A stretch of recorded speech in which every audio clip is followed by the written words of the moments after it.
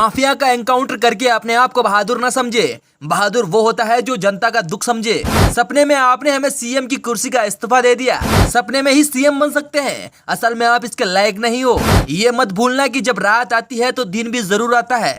सपा सपा मत करो, सपा एक दिन टूट जाएगी। बीजेपी बहुत आगे निकल गई, अब आपके हाथ नहीं आएगी। देश का पीएम बनना आसान है, लेकिन देश को चलाना बहुत मुश्किल। जी हाँ, 2017 से पहले यूपी में हर तीसरे दिन दंगा होता था। मेरे कार्यकाल में एक भी दंगा नहीं हुआ। जी हाँ, नौकरशाही अब बेलगाम नहीं है। भूमाफियों की जमीनों पर लगातार कब्जा किया जा रहा है। अब अखिलेश यादव क्या बोलेंगे, जो प्रदेश में हल्ला बोल करते थे, जिनके गुंडों ने एक मीडिया दफ्तर में जाकर गुंडागर्दी की थी। इस बयान से अखिलेश यादव आग बबूला हो गए और अखिलेश के बयान का सीधा वार पीएम मोदी और योगी को जाकर लगा। जी हाँ, अखिलेश ने कहा, माफियाओं को एनकाउंटर करके महान मत बनिए। ना तो आप कोई हीरो हो, ना कोई मसीहा। आप सिर्फ कुर्सी की आड़ में ना तो आप जनता को समझ पा रहे हैं, ना ही कानून को। इसलिए आप कानून की धज्जियां उड़ाकर एनकाउंटर जैसी खराब नीति वाले काम करते हो। इसके चलते अखिलेश ने ऐसी बात कह दी जिसे योगी भी चुप नहीं रहे। जी हाँ, अखिलेश यादव ने कहा, आपने हमारे सपने में आकर सीएम की कुर्सी का इस्तीफा हमें सौंप दिया और कहा, आज से ये कुर्सी आप संभाले। अब तो समझ जाइए कि कुर्सी आपकी कभी थी ही नहीं। जी हाँ, इस बयान को सुनकर योगी भी कहाँ चुप बैठने वाले थे।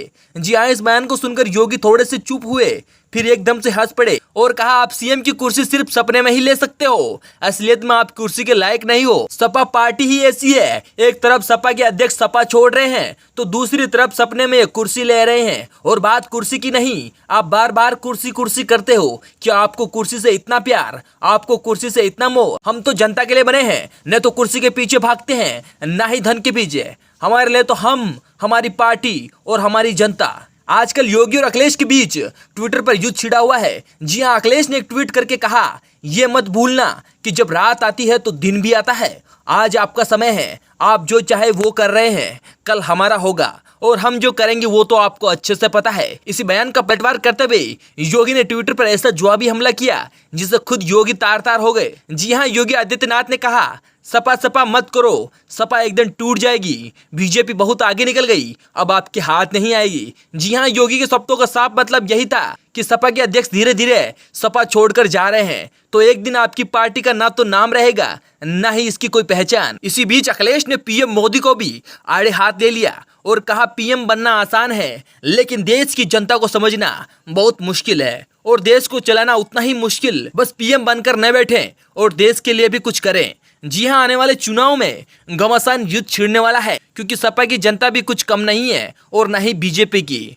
सपा और बीजेपी जब से मैदान में उतरे हैं तब से कांग्रेस का मानो जैसे नामो निशानी ना रहा हो, क्योंकि अब कांग्रेस की बातें करना ही बंद कर दिया है लोगों ने। लेकिन बीजेपी ने देश के लिए इतने सारे काम किए कि अब न तो सपा इसके सामने कुछ है, न कांग्रेस, न कोई अन्य पार्टी। जी हाँ, एक सर्वे के दौरान जनता से पूछा गया कि सबसे सही और काम करवाने वाली पार्टी कौन सी है, तो लोगों ने साफ साफ जवाब दिया कि बीजेपी जैसी पार्टी ना तो कभी आई न कभी आएगी।